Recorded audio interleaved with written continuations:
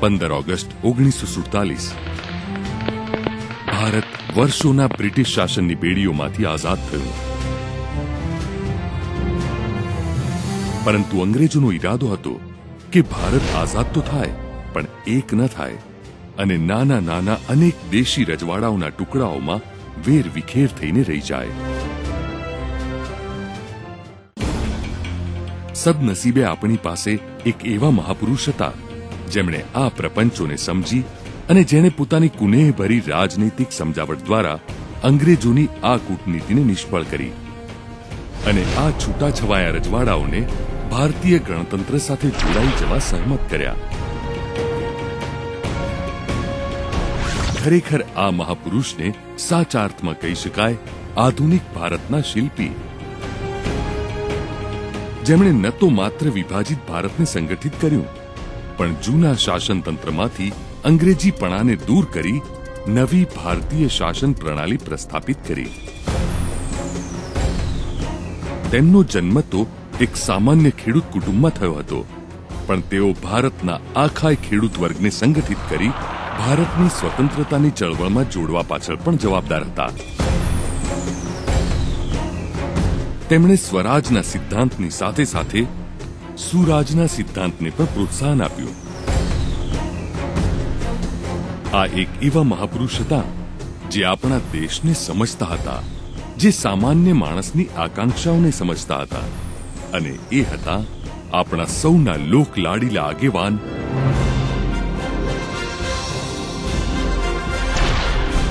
સરદાર વલ્લભભાઈ પટેલ, ભારતના લોખંડી પુરુષ.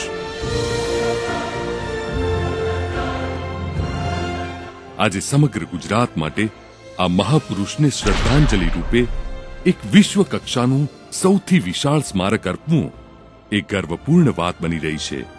એક વિરાટ પ્રતિમા જે આખા વિશ્વને અને ભારતની આવનારી પેઢીઓને નવ ભારતના ઘડતરમાં સરદારે કરેલા અતુલ્ય યોગદાનની યાદ અપાવતું રહેશે.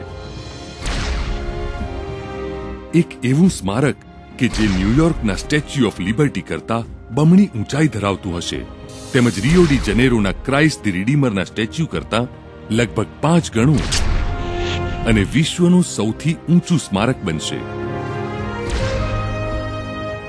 સરદાર સરોવર ડેમ કરતા પણ 1.5 ગણું ઊંચું અને લગભગ 60 માળિયા જંગી મકાન જેટલું કદાવર આ સ્મારક ભારતના લોહ પુરુષ સરદાર વલ્લભભાઈ પટેલની હિંમતનો અને તેમણે દેશને અર્પેલી દેશભક્તિ અને શક્તિનો અનંતકાલીન પુરાવો બની રહેશે. તો પ્રસ્તુત છે વિશ્વની સૌથી ઊંચી પ્રતિમા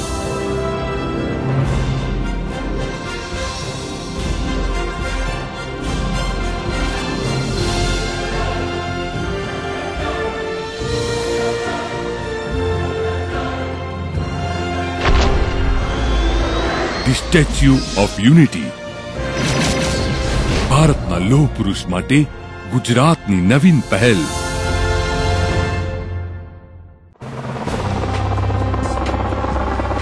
,182 મીટરની ઊંચાઈ ધરાવતા સ્ટેચ્યુ ઓફ યુનિટીના નિર્માણ માટે બંધબેસતા મોકાના સ્થળની પસંદગી પણ એટલી જ અગત્યની હતી અને ગુજરાતમાં સરદાર સરોવર ડેમ કરતા ઉત્તમ સ્થાન બીજું કયું હોઈ શકે. સ્ટેચ્યુ ઓફ યુનિટીની સ્થાપના કરવામાં આવશે નર્મદા નદી પરના ડેમથી 3 કિલોમીટર દૂરના અંતરે સાધુ બેટ પર અને સાતપુડા પર્વતમાળાની તળેટીમાં. 400 ફૂટની ઊંચાઈએ રચવામાં આવનારી દર્શક દીર્ઘા, જેમાંથી સરદાર સરોવર ડેમ અને તેની આસપાસનો નયનરમ્ય નજારો જોનારની આંખોમાં અઢળક ઉદ્ગારો ઉભા કરી દેશે. દુનિયાના અન્ય સ્મારકોની હારમાળામાં વધુ એક મૂક સ્મારક ન બની રહેતા સ્ટેચ્યુ ઓફ યુનિટી ચોક્કસ હેતુઓ પાર પાડતો જીવંત નમૂનો બની રહેશે.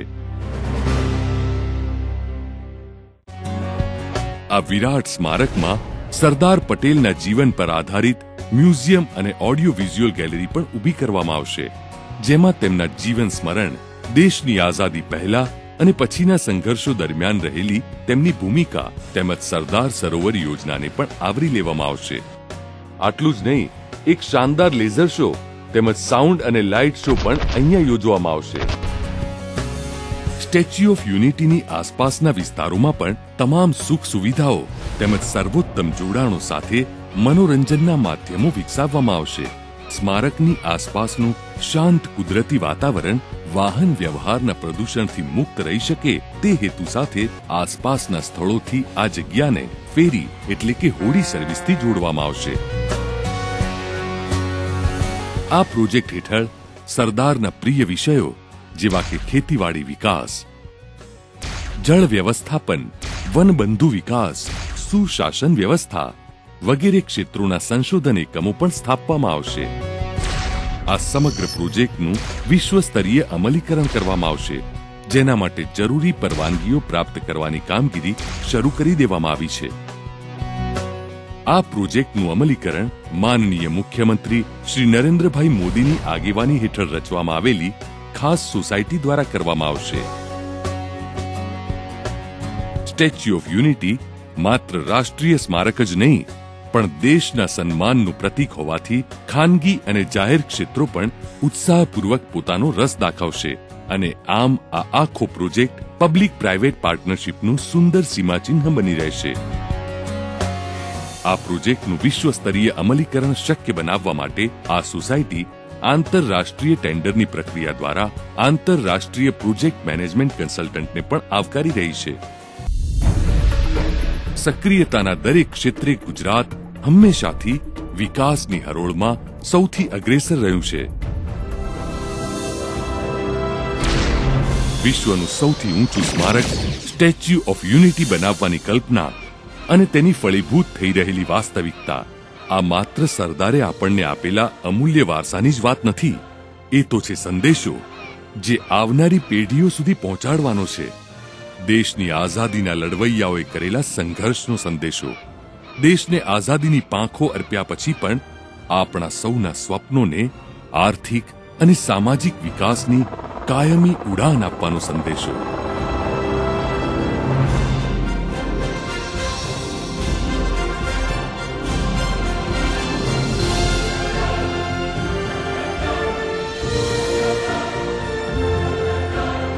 જય જય ગરવી ગુજરાત. વંદે માતરમ.